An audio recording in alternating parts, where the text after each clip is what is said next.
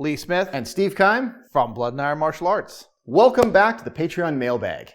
That's right, and today we have 4 more questions from our Patreon subscriber, Ayub Amayiwa. He has sent us a bunch of questions via email. We've chosen the 4 best ones to present to you in today's video. Awesome. Thanks, Ayub. Thanks very much. The first question we have is about the fact that I'm interested in using the correct historical fencing terms. That's because you guys told me that in recent mailbag episode that I'm using modern fencing terms, so I would like to know what the equivalent of the word riposte is with thrust and cut, and beat. And what do you guys call the defensive actions like ox, plow?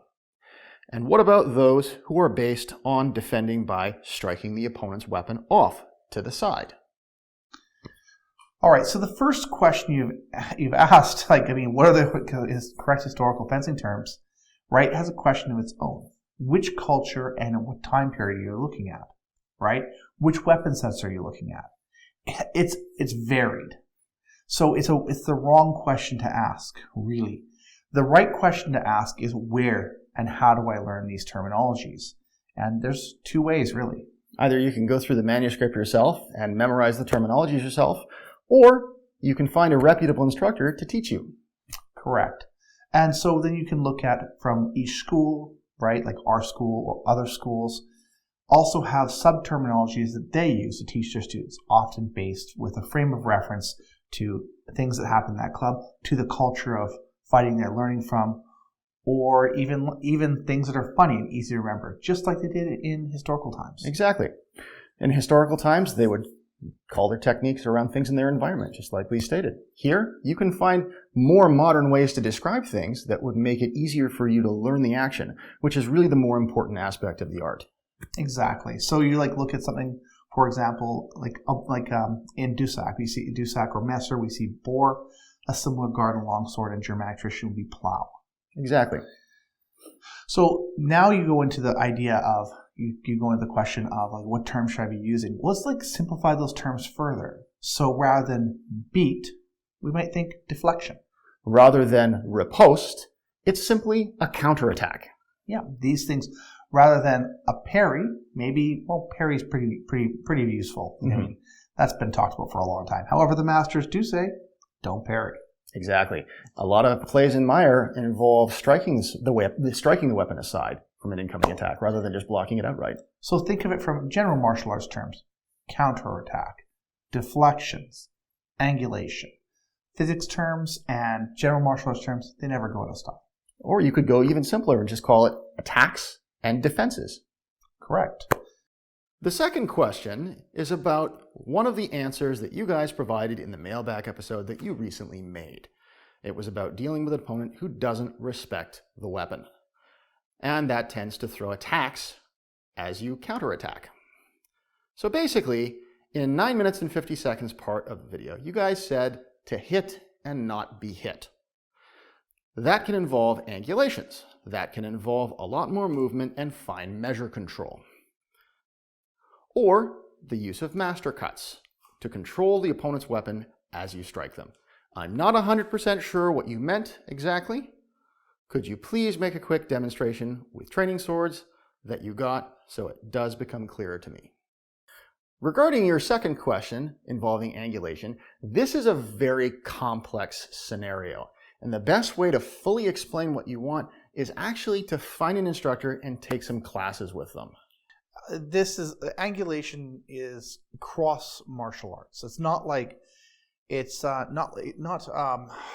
exclusive to HEMA. No. It's not exclusive to historical fencing. It's a cross martial arts concept. You could learn this through boxing, like I did. You could learn it through karate. You could learn it through mixed martial arts. Yeah, there's lots of teachers that could teach you this throughout the scope of martial arts. With that said, Steve is correct. The only way to really learn this is to practice and do with an instructor of quality. Now that being said, if you're looking for a demonstration of how this works, we have a myriad of videos on our YouTube channel that I'm sure you'll be able to find what you're looking for. We have a lot of videos, as most of you guys know. So there's a ton of information on our YouTube channel and others, maybe not as many others as I'd like, that cover angulation. And you can see the demonstration of how to move cut angles, and apply the techniques that are shown. So have a look at our YouTube channel, Ayub, and I'm sure you'll find out what you're looking for. With that said, you did ask us to do a demonstration. However, that does fall under a very important category of our other Patreon tier. That's right.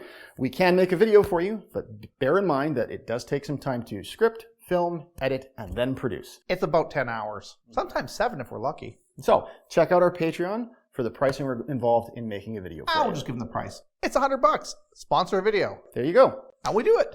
Absolutely. The third question we're going to cover is about the type of block you guys call a deflectionary parry. In one of your YouTube videos called Defending Yourself versus Stealing Initiative, you said that the deflections parry was a good technique to steal the initiative. How so? Can't the opponent that doesn't overcommit with his cut just throw a second cut at you? And finally, could this type of parry be used against horizontal cuts as well, or just the downward ones? The third question we cover here is regarding the deflectionary parry. This is particularly cool because it's very similar to a boxer's slip. A boxer moves his head to the side the punch is coming from in order to avoid it. Now, you're not meeting the force of the sword, you're just helping it along. So a non-overcommittal strike will become an overcommittal strike when you deflect it in a similar direction that it's traveling. This also relates to angulation. As I step offline, now the flat of their blade is exposed, meaning I can take the edge of my blade, displacing their flat, and breaking their biomechanical structure, thus buying me time if I do this properly. That time allows me to strike, i.e. hit, and don't be hit. Exactly. Hope that answers your question. The final question we're going to cover is about giving me advice about which technique to choose in case you want to initiate an attack with a thrust in a poleaxe versus longsword situation. Let's suppose that the poleaxe guy decides to thrust the swordsman. Would you recommend to the poleaxe dude to first seek the bind with the opponent's sword, and then thrust, and therefore take the risk of the fact that the sword may slide towards his fingers? Or to rather thrust in such a way that the poleaxe guy puts his weapon between his body and the swordsman's weapon without seeking a bind? And if none of these two ways of thrusting is good, then what do you suggest? Outside the using the range advantage, we suppose that the poleaxe doesn't have a guard and that no armor is involved. Okay, this is a pretty fun question. Yeah. For this question, you gotta actually consider a couple of factors here. What we're going to assume is that the poleaxe has a thrusting tip. You also can't really discount the concept of range, particularly with these two weapons against each other. Range makes a big difference. When I say a big difference, it makes a big difference. And the hard part about this to understand is you have to get past that tip. And this is absolutely critical. If you think you're going to parry a poleaxe, think again. It's a mass weapon. We've done some halberd cutting tests that show how devastating this weapon is. I can't understate it. Even if you're wearing armor, it's a bad day. Exactly. And I mean, conceptually, with a poleaxe that does have a tip, it functions very similar to a very large rapier. Remember, too, its relatives right behind us, the halberd. And, this is something that, can thrust and it can chop. The downside is the poleaxe is limited to longer range attacks. If you find yourself against someone who's about 2 feet away from you, you're going to have a much more difficult time. If you have a nice open space like this one, the person with a longsword is going to have a very difficult time. And I played this game before, poleaxe versus longsword. Even with a novice like halberd fighter or pole fighter, you are 100% at the disadvantage, even if you are good with your longsword. Absolutely. So what is your best option? Pass the tip, seize the poleaxe, strike them with your sword. And what's the best option for the poleaxe? Use those wedge thrusts, control their weapon, and don't let them get close to you.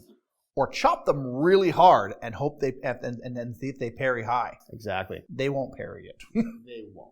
The amount of force that you can generate with a poleaxe is insanely high. What does that Smash say? Smish. Mm-hmm. Poleaxe, smish. Mine's longer.